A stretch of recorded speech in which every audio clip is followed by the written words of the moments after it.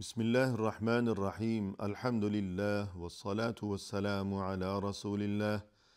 وعلی آلہ واصحابہ اجمعین اما بعد۔ ناظرین کرام، السلام علیکم ورحمۃ اللہ وبرکاتہ۔ منتخب احادیث کے عنوان سے اس پروگرام کے ہمراہ ہم آپ کی خدمت میں حاضر ہیں۔ آج کی اس ملاقات میں اس سلسلے کی حدیث نمبر 5 ہم پڑھنے والے ہیں، اور یہ حدیث صحیح بخاری میں اس کا نمبر ہے 2697، کتاب الصلح باب نمبر 4، جبکہ صحیح مسلم میں اس کا نمبر ہے 1718، کتاب الاقضیہ باب نمبر 8۔ اس حدیث میں رسول اللہ صلی اللہ علیہ وسلم کی طرف سے ہمیں جو تعلیم دی گئی ہے، تو اس مناسبت سے آج کی ہماری اس نشست کا عنوان ہے بدعت سے بچتے رہنا۔ یعنی یہ بات قابل غور ہے کہ رسول اللہ صلی اللہ علیہ وسلم کی طرف سے ہمیں یہ جو تنبیہ کی گئی کہ بدعت سے ہم ہمیشہ بچتے ہی رہیں، تو پھر اس کی وجہ کیا ہے، اور یہ کہ بدعت سے کیا مراد ہے، اور یہ کہ اس کے کس قدر نقصانات ہیں انسان کے لیے۔ تو آئیے پہلے یہ حدیث پڑھ لی جائے۔ عن ام المؤمنین عائشہ رضی اللہ عنہا قالت قال رسول اللہ صلی اللہ علیہ وسلم من احدث فی امرنا هذا ما ليس فيه فهو رد۔ ام المؤمنین حضرت عائشہ رضی اللہ عنہا نے فرمایا کہ رسول اللہ صلی اللہ علیہ وسلم نے یوں ارشاد فرمایا ہے کہ جس کسی نے ہمارے اس معاملے میں، یعنی ہمارے اس دین میں،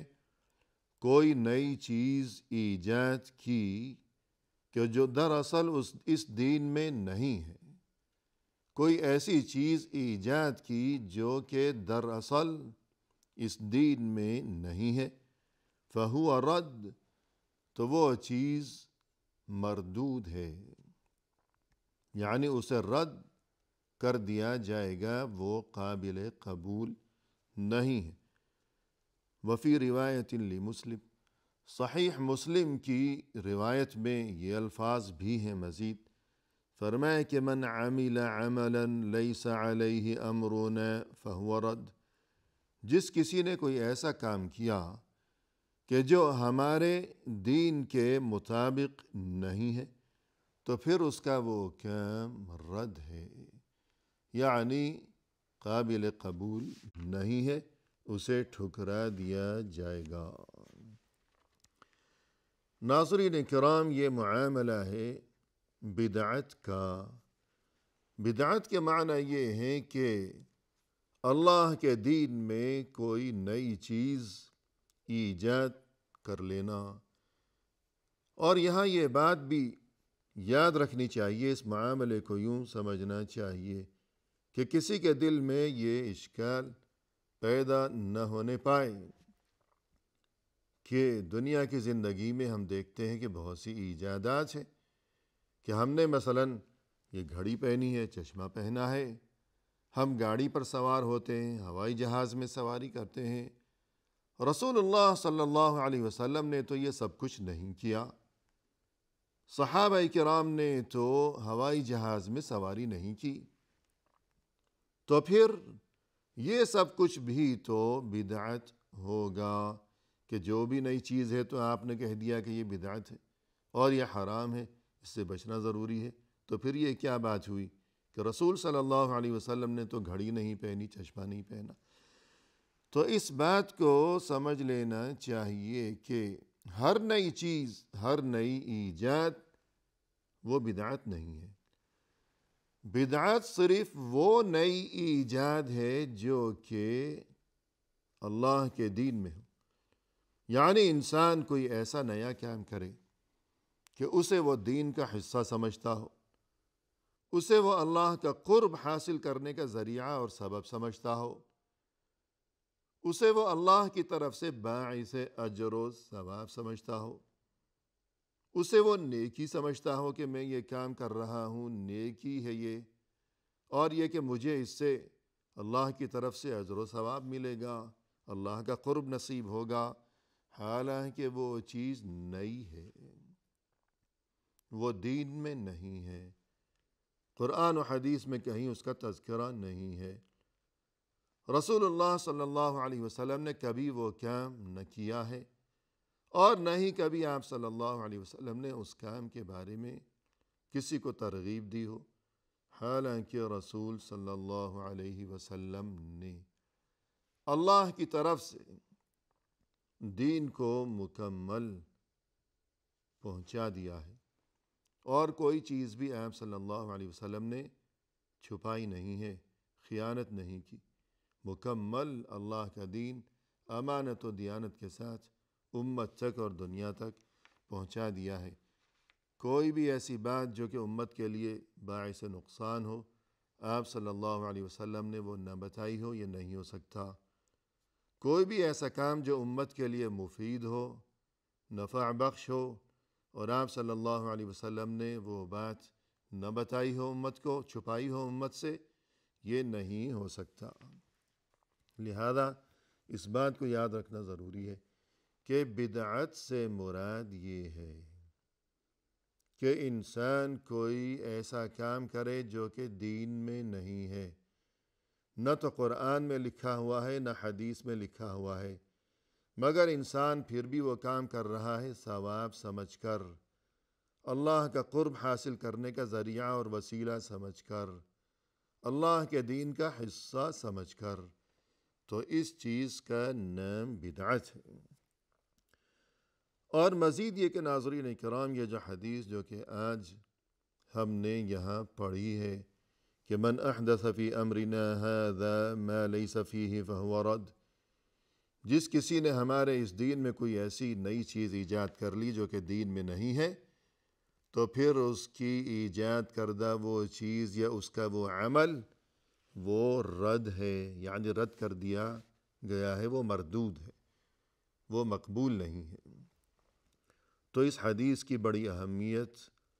اس وجہ سے ہے کہ دین اسلام کے جو بنیادی اصول ہیں، اور یہ کہ دین اسلام میں جو عبادات مقرر کی گئی ہیں،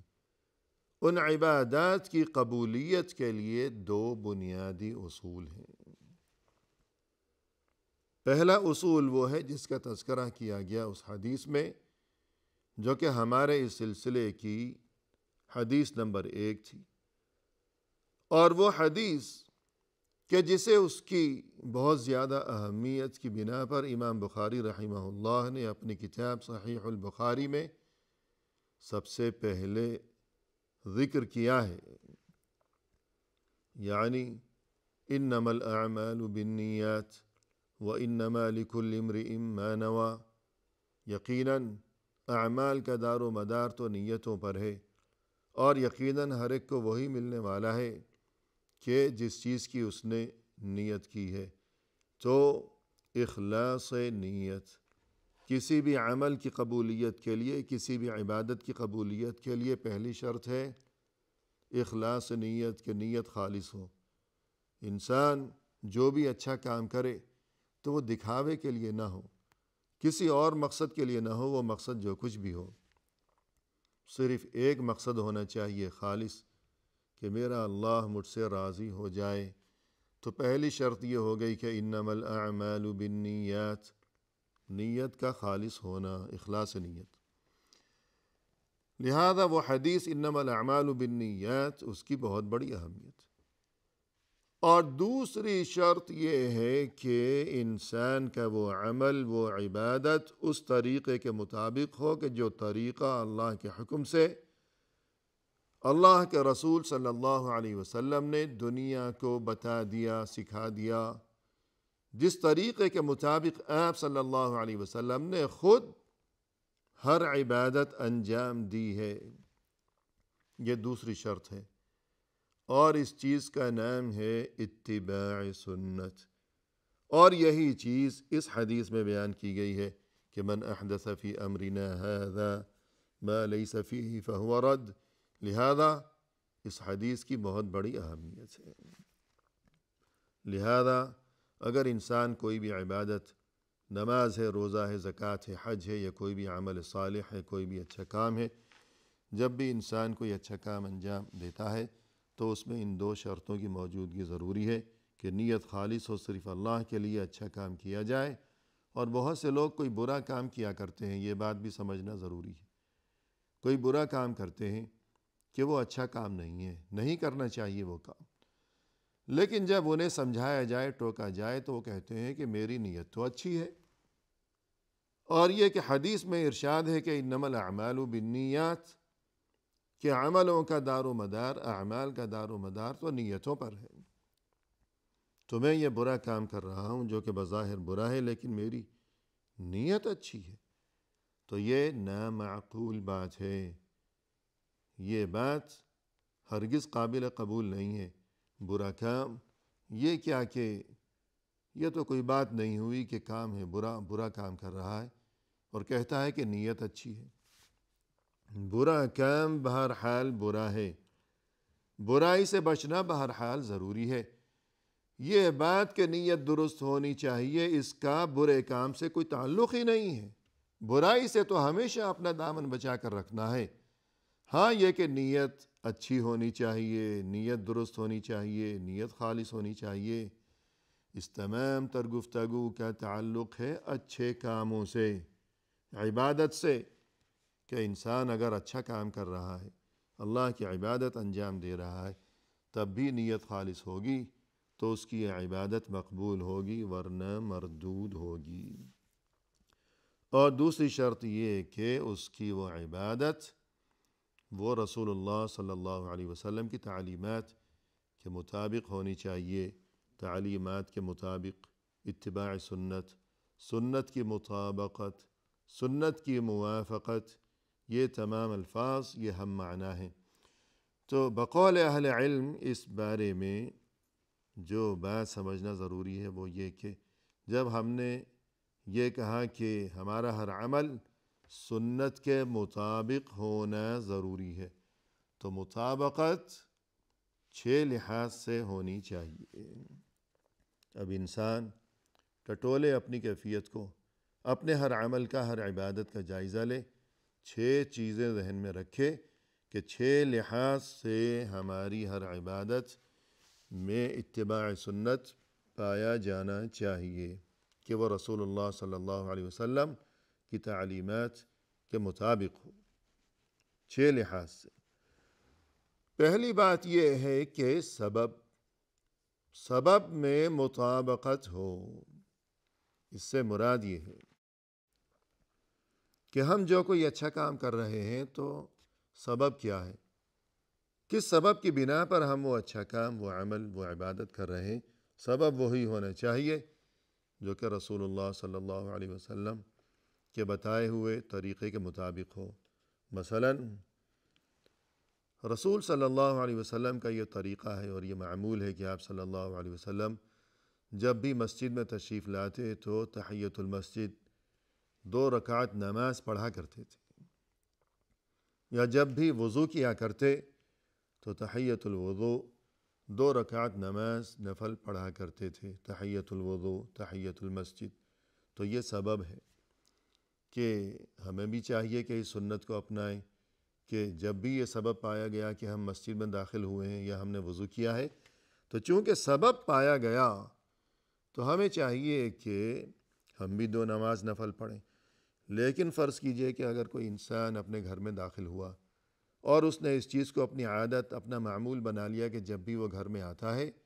تو 2 رکعت نفل پڑھتا ہے، تو گھر میں نماز پڑھنا تو یقیناً بہت اچھی بات ہے۔ گھر میں بھی نماز پڑھنی چاہیے کہ نوافل، تاکہ گھر میں خیر و برکت ہو، کہ فرض نماز تو باجماعت مسجد میں، لیکن یہ نوافل سنتیں گھر میں پڑھنی چاہیے، اس کی ترغیب دی گئی ہے تاکہ گھر میں خیر و برکت ہو۔ اور یہ کہ دکھاوے سے بھی انسان بچے کہ لوگوں کے سامنے پڑھنے کی بجائے نوافل گھر میں پڑھا کرے، لیکن اس نے اگر عادت بنا لی ہے کہ جب بھی گھر میں داخل ہوتا ہے تو 2 رکعت نفل پڑھتا ہے، تو یہ سبب غلط ہے، سبب میں اتباع سنت کی خلاف ورزی ہوئی، لہذا اس کا یہ عمل اگرچہ وہ نیک نیتی سے کر رہا ہے لیکن یہ عمل اس کا یہ غلط تصور کیا جائے گا۔ اور دوسری چیز یہ کہ جنس میں مطابقت ہو، جنس میں کہ وہ عمل جنس میں اس میں رسول صلی اللہ علیہ وسلم کی سنت کے ساتھ مطابقت ہو، کہ مثلا کوئی انسان قربانی کر رہا ہے عید کے دن، لیکن قربانی کے لیے یہ بات ضروری ہے، سنت یہ ہے کہ مخصوص جانور الابل والبقر والغنم، کہ بکری ہے یا گائے ہے یا اونٹ ہے، لیکن اگر کوئی انسان قربانی کر رہا ہے کہ قربانی تو اچھی بات ہے، نیت بھی اس کی درست ہے،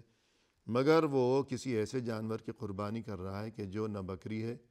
اور بکری میں یہ بات بھی سمجھ لیں کہ دمبا بھی شامل ہے، گائے میں بھینس بھی شامل ہے، لیکن اصل تو یہی ہے کہ بکری اور گائے اور اونٹ،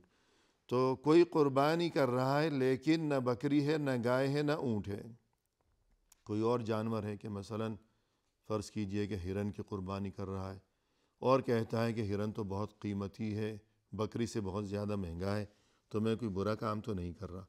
لیکن اس کی قربانی غلط ہوگی، کیونکہ یہ جو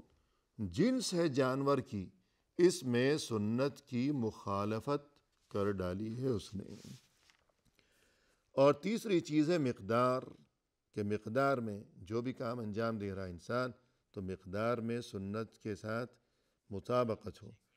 کہ فرض کیجئے کہ انسان وضو کر رہا ہے، لیکن وضو کرتے وقت جو ہے وہ ہر عضو سنت یہ ہے کہ 3 بار دھویا جائے، لیکن وہ 4 بار دھو رہا ہے، 5 بار دھو رہا ہے، اور کہتا ہے کہ میں کوئی کمی تو نہیں کر رہا، میں تو اپنی طرف سے گویا کہ ایک اضافہ کر رہا ہوں، نیکی کر رہا ہوں، لیکن چونکہ سنت کی مطابقت نہیں ہے مقدار میں، لہذا اس کا یہ عمل مردود ہوگا نہ کہ مقبول۔ اور اسی طرح ایک چیز ہے کیفیت، کہ کیفیت میں اتباع سنت ہو، اس کی مثال یوں سمجھ لی جائے کہ انسان نماز پڑھے، لیکن یہ کہ کیفیت جو ہے، یعنی مثلا فرض کیجئے کہ وہ سجدہ پہلے کرنے لگے اور رکوع بعد میں، تو چونکہ کیفیت جو ہے یہ سنت کے خلاف ہو گئی تو اس کا یہ عمل مردود ہوگا، ناقابل قبول ہوگا۔ اور 5ویں چیز یہ ہے کہ زمان یعنی وقت، کہ مثلا انسان نماز پڑھ رہا ہے، اور نماز تو یقیناً بہت اچھی چیز ہے بلکہ ضروری ہے، لیکن اگر وہ وقت سے پہلے ہی نماز پڑھنے لگے تو اس کا یہ عمل چونکہ سنت کے خلاف ہو گیا تو یہ مردود ہوگا، ناقابل قبول ہوگا۔ اور 6ٹھی چیز ہے مکان یعنی جگہ، مقام، کہ انسان کوئی اچھا کام کر رہا ہے لیکن چونکہ جگہ غلط ہے لہذا اس کا وہ عمل خلاف سنت ہوگا۔ فرض کیجئے کہ انسان رمضان میں اعتکاف بیٹھے، لیکن مکان اس کے لیے جو مخصوص ہے، جو جگہ یعنی مسجد کی بجائے کسی اور جگہ وہ اعتکاف میں بیٹھ گیا، تو چونکہ سنت کی مطابقت نہیں ہوئی لہذا اس کا یہ عمل ناقابل قبول ہوگا۔ الغرض اتباع سنت ضروری ہے جس طرح اخلاص نیت ضروری ہے۔ وآخر دعوانا ان الحمد للہ رب العالمین۔